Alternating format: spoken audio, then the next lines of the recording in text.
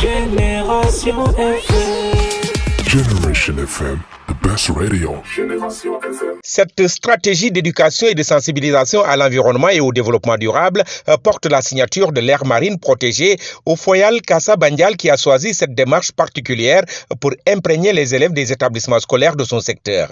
Ainsi, le lycée ex-CM de Niassia a reçu l'équipe dirigée pour cette activité par ce responsable de cette aire marine protégée. Le lieutenant Momanding Bakary Sonko, adjoint au conservateur de l'aire marine communautaire protégée du Foyal Kassa Bandial. Je veux rappeler d'abord que cette activité entre dans le cadre du programme de restauration de la mangrove. Aujourd'hui, nous sommes ici au village de Niassia dans le lycée pour tenir une séance d'éducation environnementale. Nous avons jugé nécessaire de faire ce volet parce qu'on a considéré que les enfants, les élèves aussi surtout, peuvent être des vecteurs de transmission du savoir acquis dans la classe pour pouvoir les transmettre dans la société. Essayer de changer le comportement en les sensibilisant sur les mauvaises pratiques et aussi sur le mauvais comportement vis-à-vis de la société. Voilà, par rapport à cette sensibilisation, le partenaire c'est Wetland International qui accompagne aujourd'hui le comité de gestion et l'aire marine protégée en tant que telle dans cette sensibilisation de restauration des zones de mangrove.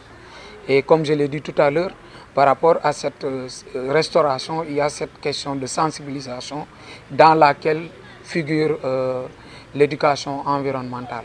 Et je pense qu'aujourd'hui, les agents de l'aire marine protégée à travers le commandant, le lieutenant et tous les agents sont vraiment dans une dynamique de réussir cette tâche qui leur a été confiée dans le cadre de la préservation. La gestion durable de l'environnement est un enjeu vital et les apprenants de cet établissement scolaire l'ont très bien compris. Ils ont participé d'une manière active à cette séance de sensibilisation qui a été menée d'une façon pédagogique.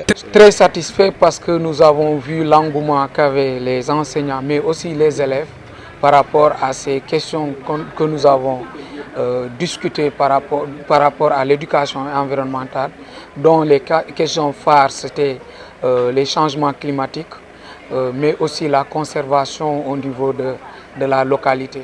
Donc on a vu des élèves vraiment très engagés qui aujourd'hui nous sommes sûrs que demain ils seront nos relais au niveau des communautés et au niveau de leur localité.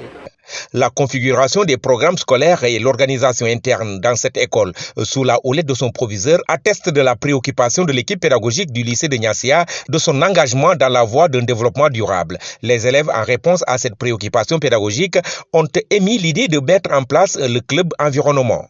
Cette séance était vraiment une merveille pour nous, pour l'école. Oui, on a appris beaucoup de choses. Comme par exemple la présentation des mers, comment éviter la pollution, la dégradation de l'environnement, etc.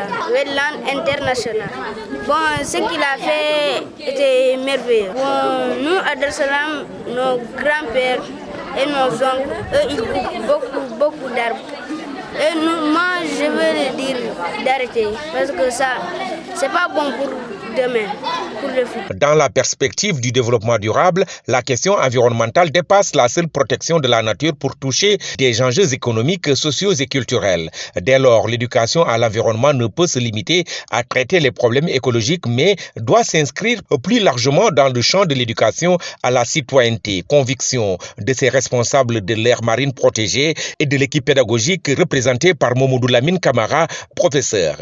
Cette activité est arrivée à son heure parce que partout d'ailleurs, donc au Sénégal et dans le monde, on parle de l'environnement, la dégradation de l'environnement.